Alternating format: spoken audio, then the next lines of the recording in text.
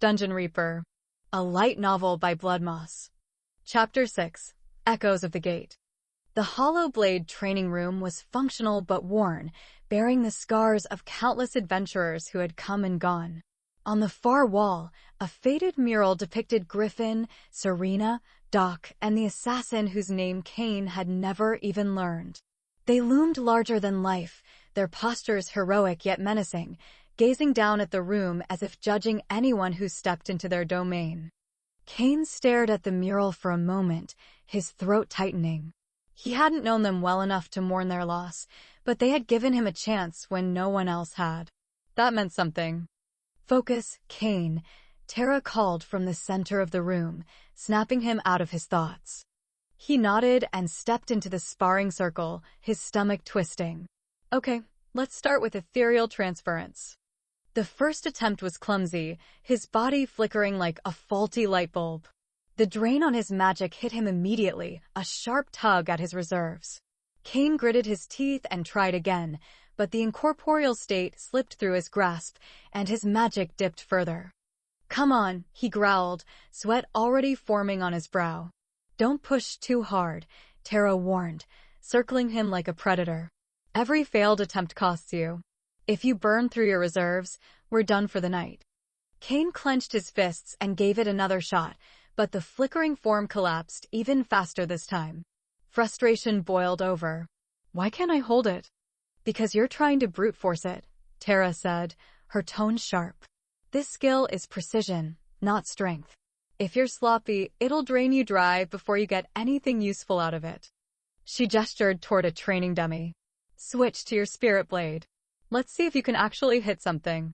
Cain summoned his weapon, and the scythe formed in his hands, or rather, something pretending to be a scythe. The blade was short and dull, more like a stick with a knife awkwardly taped to it. He stared at it, his jaw tightening. Tara sighed, pinching the bridge of her nose. "Have you ever even seen a scythe in real life, much less held one?" "Well, no," Cain admitted. "The spirit blade works from your soul," Tara explained. "If you want to wield a weapon, you need to master it first, physically and mentally. Good luck finding a martial master who uses a scythe, by the way.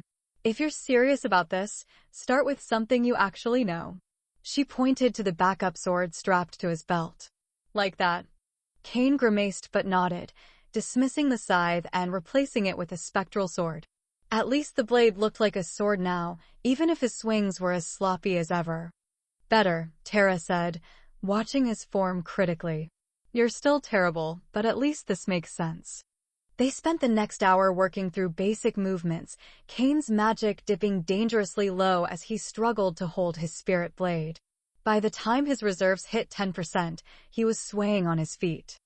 "Time for a lesson," Tara said, her tone firm. "Draining grasp. Use it on me." Cain hesitated. "Are you sure?" Tara crossed her arms. "Do it before you fall over." He reached out, activating draining grasp, and placed his hand on her arm. The effect was instant. Strength and magic flowed into him, his reserves jumping by 5%.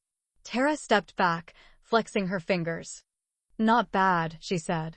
"It's a small boost, but it's enough to keep you going in a pinch. With practice, you'll be able to draw more." Cain exhaled in relief, the surge of energy easing his exhaustion. "This feels fantastic." Tara smirked.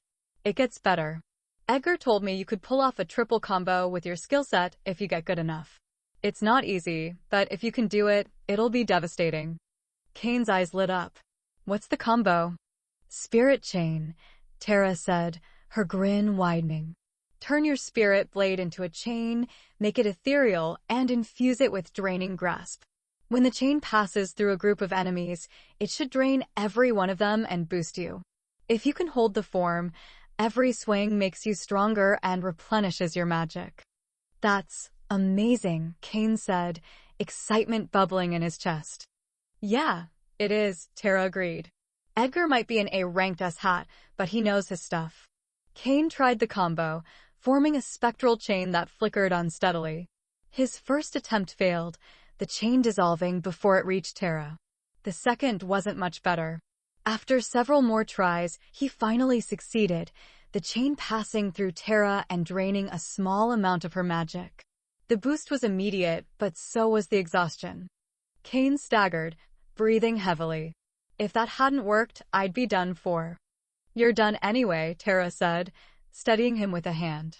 You're wiped. Sit down. Cain sank to the floor as Tara knelt beside him. Here, she said. Basic meditation techniques. They'll help you recover magic faster. Work on this every chance you get, and practice more. A lot more. Cain nodded, his body aching but his spirit invigorated. He had a long road ahead, but for the first time, he felt like he could see where it was going.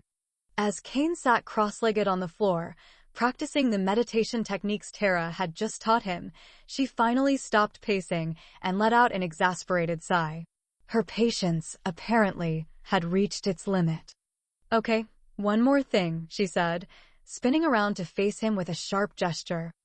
I've been holding this in all night, but I can't anymore.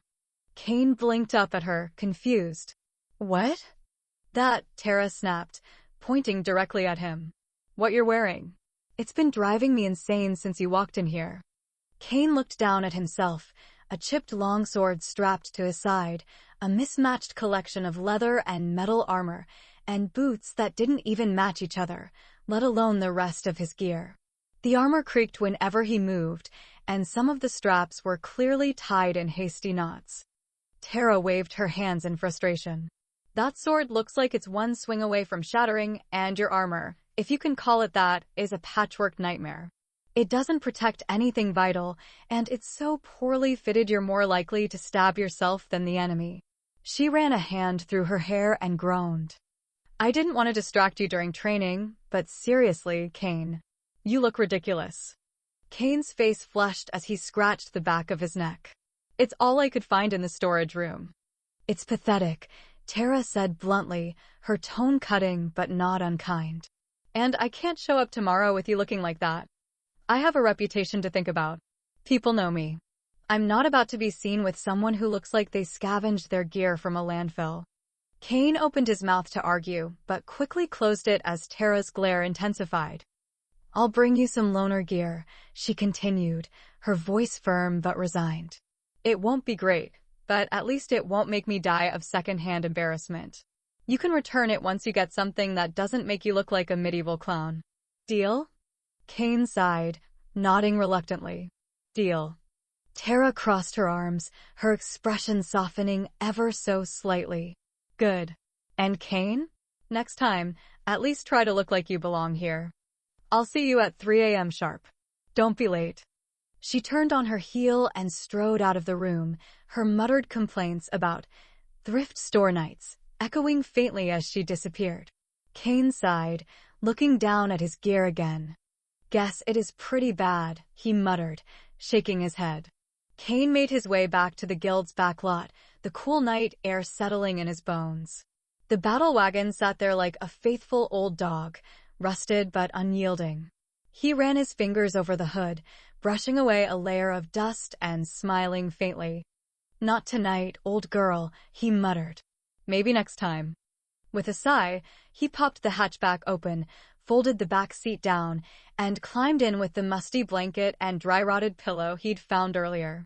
As he tried to stretch out, reality hit him like a low ceiling. He wasn't 5 feet 8 inches anymore. The extra 6 inches made an enormous difference when trying to sleep in a Geo Metro. His knees bent awkwardly, pressed against the rear hatch, while his shoulders dug into the uneven surface of the folded seat. Cain sighed, shifting in frustration. He tried turning onto his side, but the space was even worse that way. There wasn't enough room to toss and turn properly, but he gave it his best effort anyway. Eventually, exhaustion won out, and he managed to drift into an uncomfortable, fitful sleep. He wasn't sure how long he'd been out when a blinding flashlight beam pierced the darkness, jerking him awake. Squinting against the glare, he raised a hand to shield his face. Rise and shine, little flower, came Penny's chipper voice from the other side of the flashlight. Flower, Cain croaked, his voice still thick with sleep. Penny grinned, flicking off the flashlight and leaning on the open hatch. Rose. Cain rose. Flower, Get it? Cain groaned, rubbing his face. It's too early for this. It's 2:30 a.m., Penny said, stepping back and crossing her arms. Time to get moving. The guild van's ready to go. You've got a dungeon run to not screw up. Cain rolled out of the car, stiff and sore from his cramped accommodations. As he stretched, his head bumped against the open hatch, earning a muttered curse. Penny laughed, tossing a small pack toward him. Come on, big guy, she said, turning toward the garage. Let's see if you can stay awake on the drive. Cain grabbed the pack and followed her toward the waiting van, muttering under his breath. Little flower, she's never gonna let that go. As Penny and Cain stepped out of the Hollow Blade HQ, the early morning chill clung to the air. Two women stood waiting near the guild van, chatting quietly but turning as they approached. The sisters were strikingly similar, both thick and undeniably well-proportioned, their brown padded leather armor hugging their curves in a way that Cain could not ignore. He had to force his eyes away awkwardly as the snug fit of their gear highlighted their figures, the chest plates seeming to carry a little extra responsibility as they moved. Each carried a short sword at their hip and a small buckler slung across their backs, their presence both commanding and distractingly confident. Morning, Penny called, gesturing toward Cain. Cain rose, meet Bria and Lena Kell. They're dungeon jumpers from our B team. Don't let the E rank fool you. They're gaining experience fast and climbing steadily. Bria, the taller of the two with a short bob of auburn hair, grinned and stepped forward, her sword hand resting casually on her hip. Nice to meet you, Cain. So you're the new guy, huh? Lena, with a matching face but long braided hair, chuckled. Where's your gear? You're not planning to go in like that, are you? Cain shrugged, keeping his tone casual as he looked skyward. It's being delivered to the gate. Bria raised an eyebrow. Delivered, huh? Oh, you must be special. Cain smirked, enjoying the unintended compliment. Not really. Tara's bringing it. Both sisters froze, their expressions shifting from curiosity to shock. Tara Windstorm? Lena asked, her voice incredulous. She's bringing your gear? Cain tried to play it off, but the grin tugging at the corner of his mouth betrayed him. It's not that big of a deal. Penny snorted. Yeah, sure it's not. They were in the training room for hours last night. I watched the feed. She turned to the sisters with a grin. Believe me, he's really not that big of a deal. Tara, on the other hand? Amazing as always. Cain's ego deflated slightly, but he managed a sheepish laugh as Bria and Lena exchanged amused glances. Let's get going, Penny said, gesturing to the van. We've got a long drive ahead of us. The guild van rumbled along the winding country roads as the sun began to rise, casting a golden hue over the fields and forests. Cain sat in the back, trying to focus on his meditation techniques, but the rhythmic motion of the van combined with a direct view of the sisters denied him any real progress. Eventually, he was able to drift off to sleep for a moment. When the van finally pulled to a stop, Cain jolted awake, rubbing his eyes as he looked out the window. They had arrived at the gate checkpoint, and the area was swarming with DRB enforcement agents. The entire site was cordoned off with bright yellow barriers, and uniformed officers moved purposefully among parked vehicles and small clusters of adventurers. As Cain stepped out of the van, he took in the scene before him, rows of enforcement vehicles, adventurers in full gear, and agents checking IDs against glowing monitors. The area was meticulously cordoned off, yellow barriers marking the perimeter. Wow, Cain muttered, his eyes scanning the operation. They're really not messing around. Penny nodded, pulling out her aid chip for verification. Security's gotten tighter, thankfully. Broad raised their standards after too many deaths in the gates. Too many unqualified adventurers trying their luck and not making it back. Her voice faltered slightly, her usual sharpness replaced with something softer. Gate ratings have gotten stricter, too. It's not worth losing people if everyone would just do their jobs. The system's there for a reason. Cain glanced at her, catching the faint shadow that crossed her face. He didn't need to ask to know who she was thinking about. Penny cleared her throat, straightening. Anyway, she said, her tone regaining its edge, get your aid ready. They'll need to scan it before we head through.